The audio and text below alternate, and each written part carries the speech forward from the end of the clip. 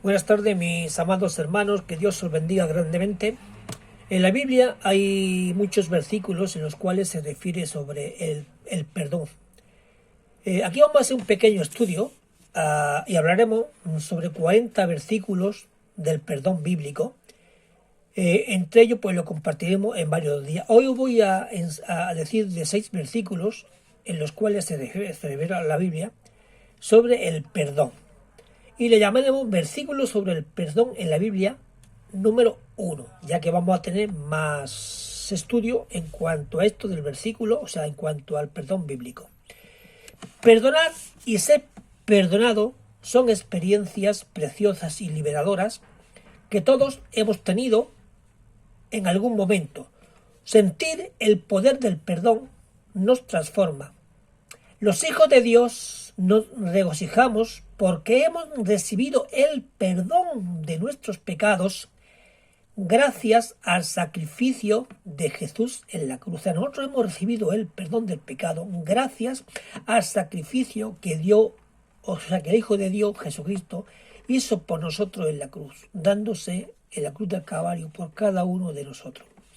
Sin embargo, es importante saber que de la misma forma en la que hemos sido perdonados, nuestro corazón debe estar dispuesto a perdonar. O sea que nosotros también tenemos de perdonar. Esto es posible cuando entendemos la magnitud de lo que Jesús hizo por nosotros.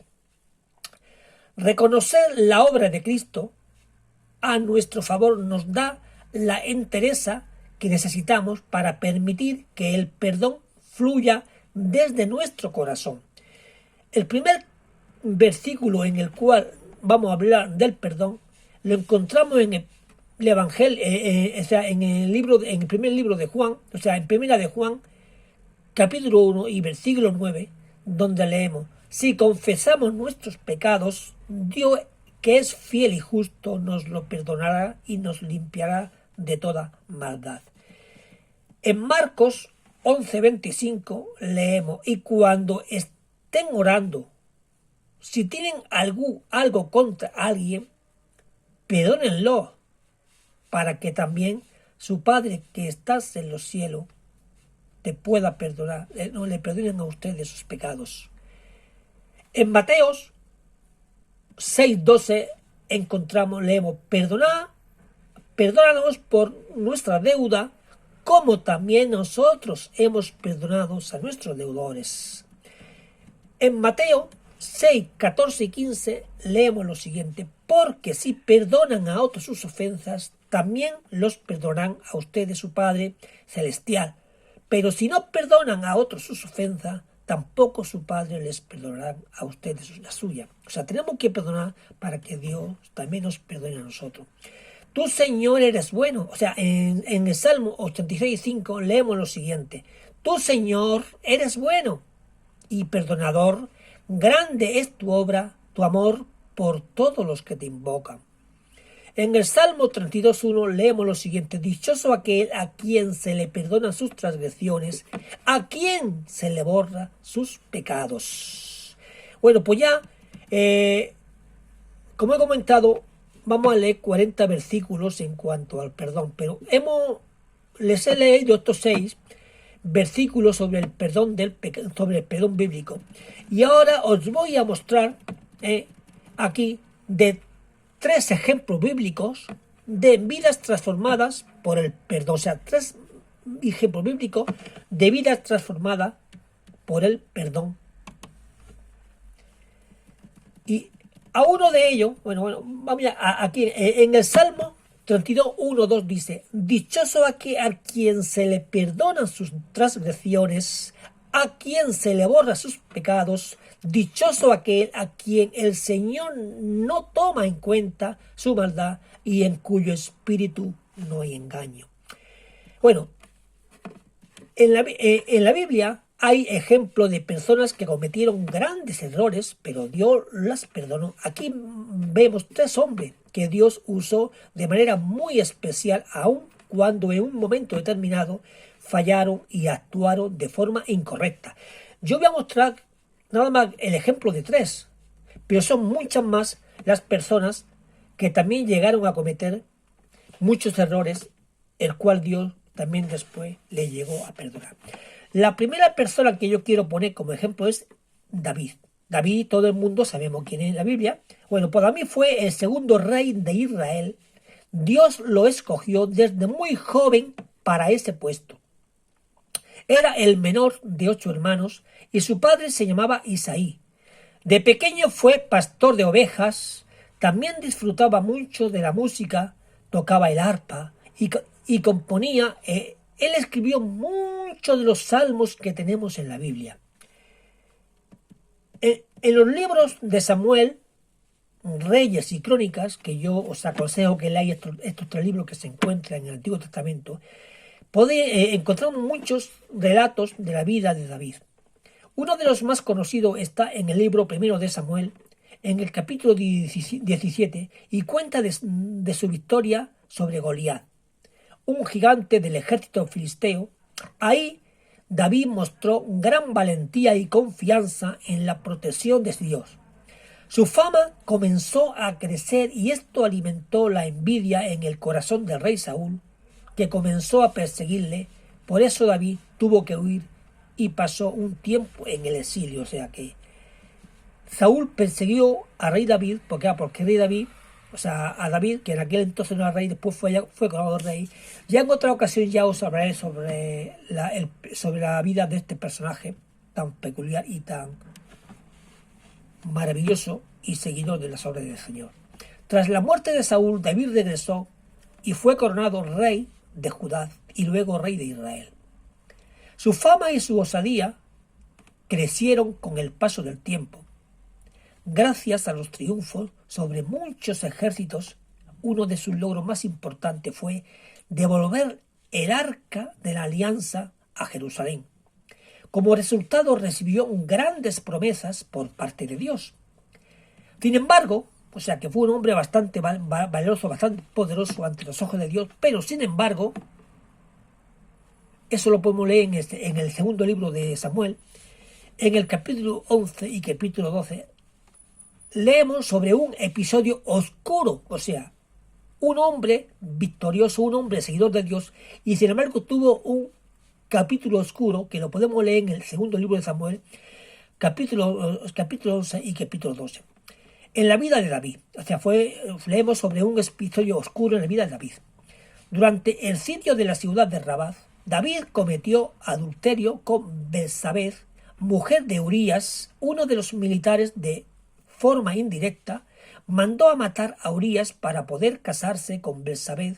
Como consecuencia de toda esta trama, Dios envió al profeta Natán a revelarle a David las consecuencias de sus actos. Leemos que el bebé fruto de esa relación murió. Que el bebé fruto de esa relación de adulterio murió.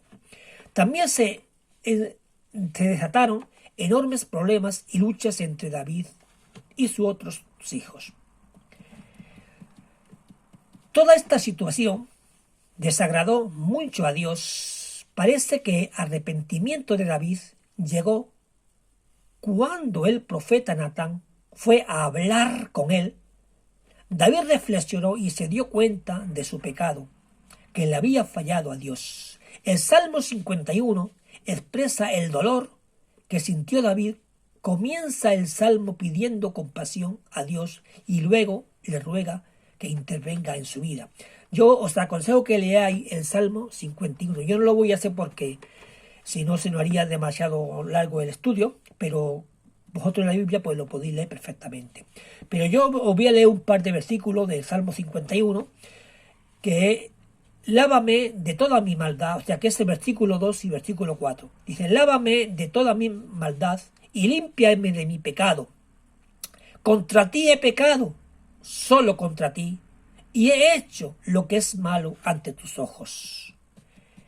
David reconoció que sus malas acciones afectaban su relación con los demás y con Dios. Necesitaba la restauración que viene con el perdón de Dios, y sabemos que la recibió. Dios nunca rechaza el corazón que se humilla y reconoce sus errores.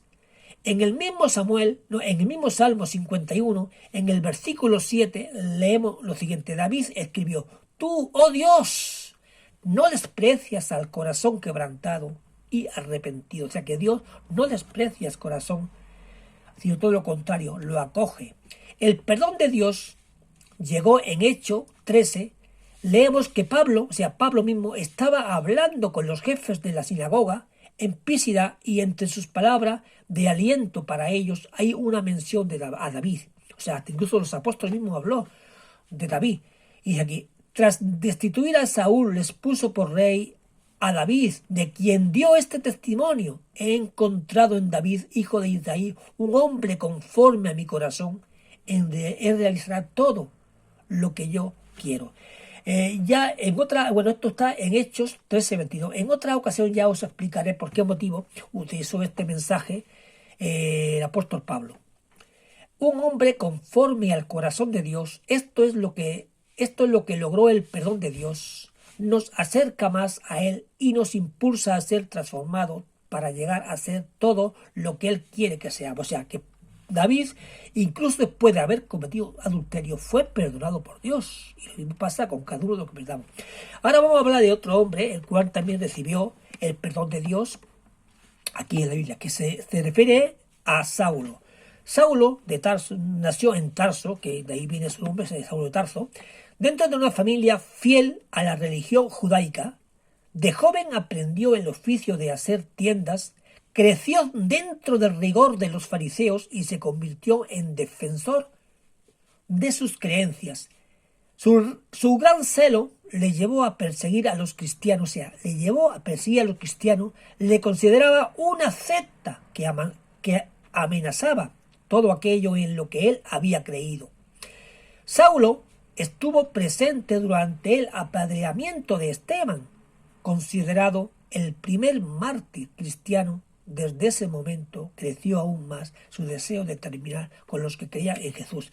Ya más adelante también os hablaré sobre este Esteban, que fue el primer mártir cristiano, como bien se menciona en la Biblia.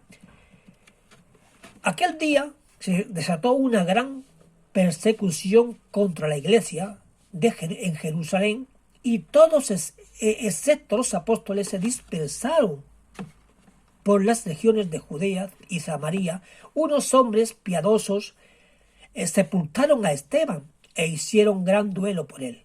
Saulo, por su parte, causaba estrago en las iglesias, entrando de casa en casa, arrastraba a hombres y mujeres y los metía en la cárcel.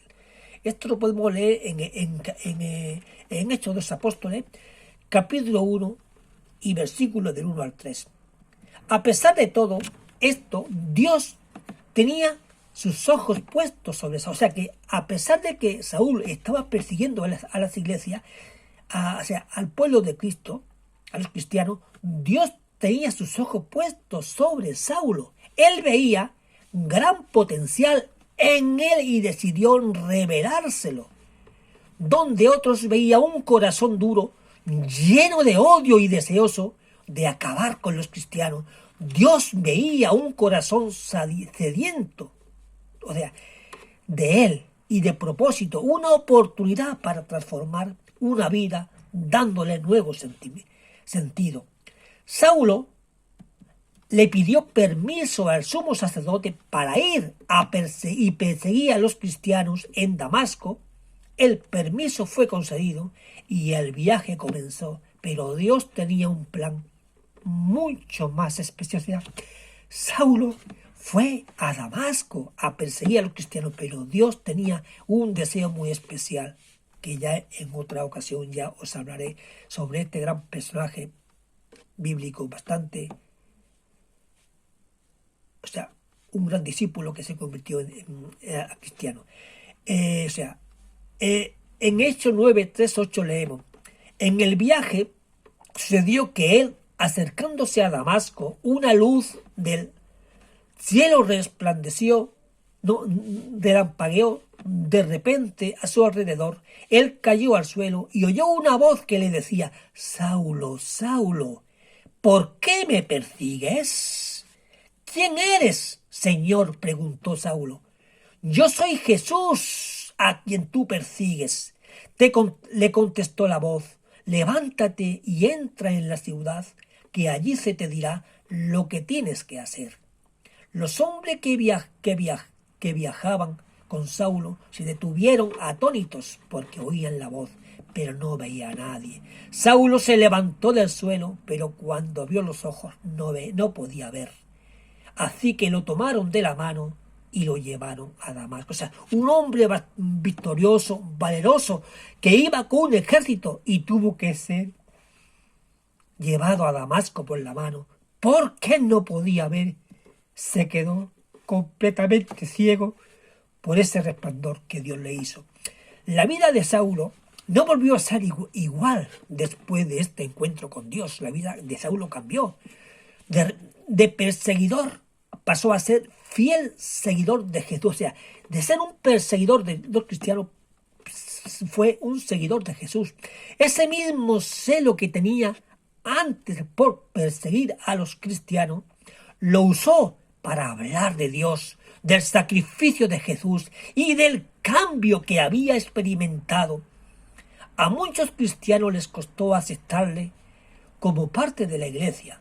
Sospechaban de él, pero Saulo, ahora Pablo, o sea, Saulo ya no era Saulo, era Pablo, continuó fiel y sirviendo a Dios y ayudando a expandir el mensaje de salvación. O sea, Pablo ya no era Saulo, era Pablo. Siguió fiel expandiendo el mensaje de salvación por todo el mundo. Lo que ha cambiado una persona de ser un perseguidor a ser un seguidor de la vida de Dios. Pablo llegó a ser un gran misionero y plantador de iglesia. La Biblia habla de sus 3 viajes misioneros, sus visitas a las iglesias, y también nos cuenta de su sufrimiento en medio de enfermedades y persecuciones. Pablo continuó fiel a aquel que había perdonado sus errores y le había dado la oportunidad de enmendar el daño que había hecho. En el Nuevo Testamento hay 13 epístolas de su autoría. En ella vemos reflejada la gran obra que realizó llevando el mensaje de salvación a través de Jesús. Este hombre llegó a abrir montones de iglesias y fue un gran misionero de la palabra de Dios. Otro personaje que también recibió el perdón de Dios fue Pedro. Pedro pertenecía a una familia de pescadores de la ciudad de Bethsaida y estaba casado. El primer encuentro que tuvieron él y su hermano con Jesús fue especial, ya que les dio un nuevo propósito. En Mateo 4, 18, 20 leemos: mientras caminaba junto al mar de Galilea, Jesús vio a 2 hermanos, uno era Simón llamado Pedro y el otro Andrés. Estaban echando las redes al lago, pues eran pescadores. Vengan, síganme, les dijo Jesús, y los haré pescadores de hombres. Al instante dejaron las redes y los siguieron. Por eso, cuando muchas veces Dios nos llama, no miremos hacia atrás, sino sigamos hacia adelante, porque nunca sabemos el propósito que Dios tiene para con nosotros. Desde ese momento, Pedro pasó a ser uno de los 12 discípulos de Jesús. Él era más bien tosco y de temperamento impulsivo, característica que se refleja en varios pasajes bíblicos. Su impulsividad le llevaba a hablar o a actuar antes de pensar, como vemos, por ejemplo, en Mateo 14, 25 y 31.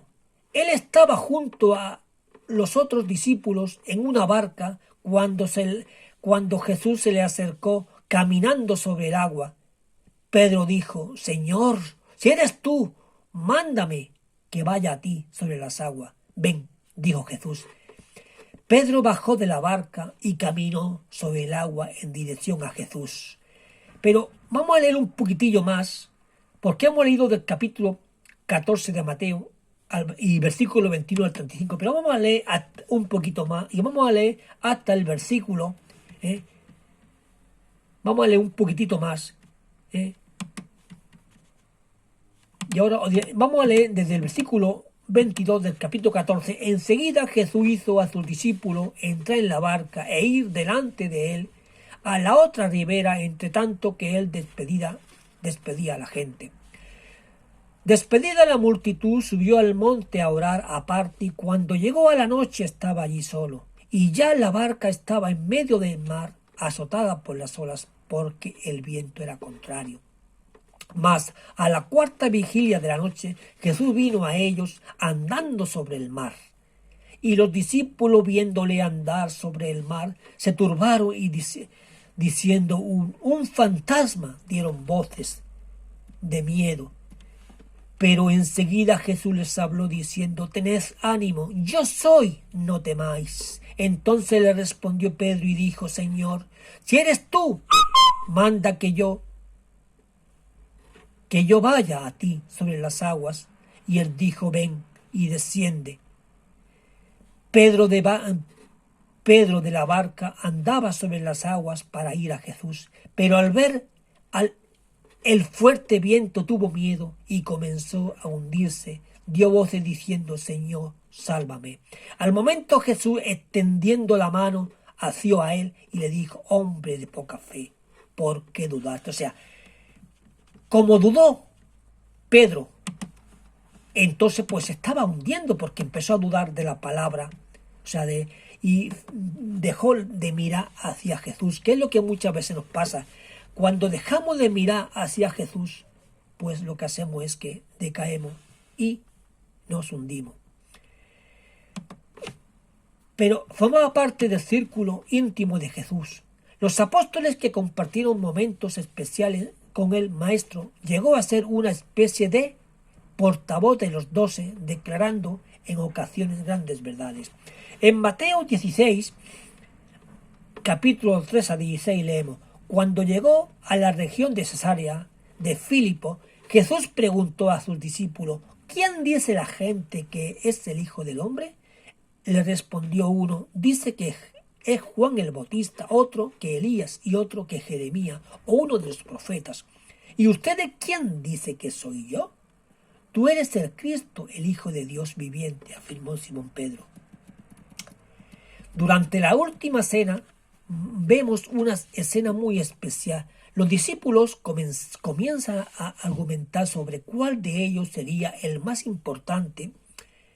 Jesús les dice que en el reino de los cielos más importante es quien es el que sirve. Les anima a seguir su ejemplo de servicio y pasa a hablarle directamente a Pedro. Simón, en Lucas 22 en Lucas capítulo 22, versículos 31 y 34 leemos: Simón, Simón, mira que Satanás ha pedido zarandearlo a ustedes como si fueran trigo, pero yo he orado por ti para que no falle